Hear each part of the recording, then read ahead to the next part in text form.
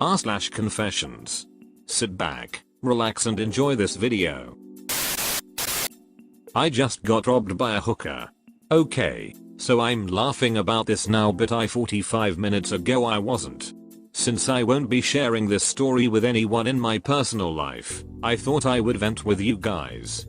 I found a girl on a popular UK escort site. I arranged to meet her. I was surprised she was still up at this time, 2:30ish, but as I was driving to her I remember thinking how being an escort is like being on call and that they don't mind getting up for the right money. The girl was not my first choice at all, but she was the only one who texted me back after I had messaged about 3 prior. Anyway, she tells me the price, she gives me her postcode and I start driving. When I'm about 10 minutes away I get a message from her asking me if I'm 100% English. I am 100% English, in the sense that I was born here but one of my parents is from a Caribbean country, so I'm half black and half white. I have been asked before what race I am when trying to meet a escort. I normally meet a hooker about once a quarter. In the past some escorts have told me that they don't meet Asian or black clients, and I have been rejected a couple of times when trying to set up a meeting over the phone for this very reason.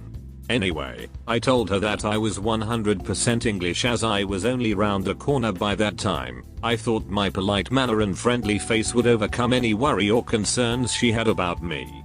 Now I think about it, I believe that they were asking this question as they were trying to build a picture of me before I got there. So I get there, she tells me, over the phone, to wait in a side street.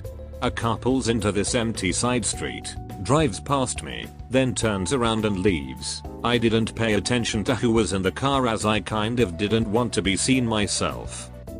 5 minutes later I get a message telling me to leave my car where it is as she don't want neighbors seeing cars parked outside, and walk to her house, which was a 20-second walk from where I was, on a main street.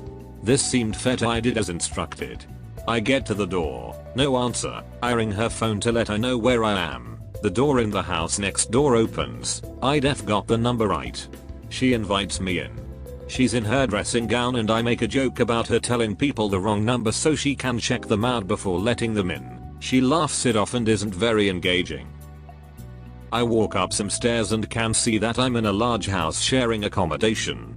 She leads me to the top floor, to her messy bedroom. I give her the money, £45 for 15 minutes. She counts the money and then leaves me to get unchanged, saying she will be back in a second, and leaves the room. A few minutes go by and I start to get concerned. I had already decided not to get undressed and had choose to simply remove my trainers. A minute later I get a text saying, "I'm really sorry, my boyfriend has just got back. You have to go, ring me in half an hour and I will meet you." Straight away I knew I had been played. I reply saying that it's fine and to come and see me out the building. My plan was to simply demand my money back when she came to me. Not a minute later and I hear someone outside the door, like they were struggling to open it. I had my trainers on by now and was waiting for her to come in. Instead a tall but slim black guy eventually bursts into the room and looks at me before saying, "What the frick are you doing in my house?" My stomach turns. I feel sick, but by this time I was kind of expecting it. Thank God I wasn't butt naked. I get up from being sat on the end of the bed and approach him face to face, trying to look half as angry as he did. I knew that if I showed any sign of weakness he would probably rob my car keys, phone and watch as well as the £45 they'd already conned me of. So he asks again, "What the frick are you doing in my house?" I say something like, "Don't play me for a fool, bro. I know the game you're playing. You and your MRS just robbed me. I want my money back now." He starts getting confused about the part he's trying to play and starts telling me that he's just got back from another city to find me in his room. He spent way too long explaining how long he'd been driving for and where he'd come from to make his story plausible. He asked me to explain what happened. I say forget it, thinking that it was pointless to tell him as he already knew exactly what happened. He keeps going on though and I eventually give in to his pleas and tell him the truth. He acted all shocked, telling me he's going to kill her, even though I knew that he was in on it. I honestly felt better telling him my side of the story. It kind of justified my being there and confirmed that I had simply rang an ad which the hooker put up. Anyway, I say let's go and find her and he starts walking around the building calling her name. He don't try any doors to the other rooms, of which there are around 7. I can't open any doors as I don't know which room she is in, and I'm also aware that other people who have nothing to do with this situation will be asleep in them. I accept that I have lost. As I confronted him and stood my ground, the guy clearly knew that scaring me wouldn't work and was now putting on a caring act, pretending that his one goal in life was to get me my money back. I consider knocking him out to make me feel better before leaving. That thought lasted for only a second in my head. I was constantly aware that he was prepared for all events and I wondered if he was carrying a knife. By this time we had walked outside the building and he was looking up and down the street for the girl, like he was looking for a lost puppy. I said to him something like, "Look, I know the game you're playing. It's a classic con. I know your girl's inside and that you know where she is. Go and tell her to keep the money but give me 15 minutes of her time like agreed and it won't go any further." I had nothing to lose by this point, did I? He continued saying that he didn't know where she was before eventually going back inside the building saying that he will try and find her and telling me to wait. I watched through the glass panel of the door as he locked it from the inside and faded away. To my shame, I pathetically waiting for about 3 minutes, because you never know, right? Before I walked to my car and drove home. I thought about sending a threatening text or getting revenge on them but decided to leave it. If I had stayed at home instead of driving around at silly times trying to pay for frick, then I wouldn't have gotten myself in the situation in the first place. Bye. Related by blood or not, toxic is toxic and needs to be removed. I got crap on the last time I came here to blurt about my mother, so I've come back to be crap on some more. Last time I posted, I tried to touch upon how my birth jiver would take my mobile phone away when I would go on school trips or summer camps, not so I wouldn't damage it, but as my dad recently told me, so she could ignore me. Call my dad a liar if ya wanna. I see no reason for him to. My primary school would teach mental health wellness. One thing that I remember is being taught is to reflect 5 or take 5 and reflect. Meaning if we were upset or angry or down, we take it upon ourselves to be excused and think before we said or did anything that would be harmful. I explained to my parents after my school day and thought why no one at home ever tried it before. An argument ensued later that day, of course.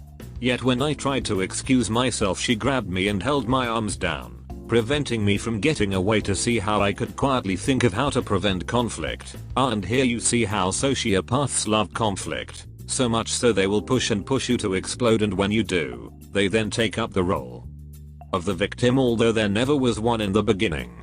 My brother's best pal would get me to stand in the bathroom or my bedroom with my pants down at 5ish years old too. My brother is 7 years older than me, therefore his pals were older too, but I never told anyone, and well, I'm 22 so it's a bit late now.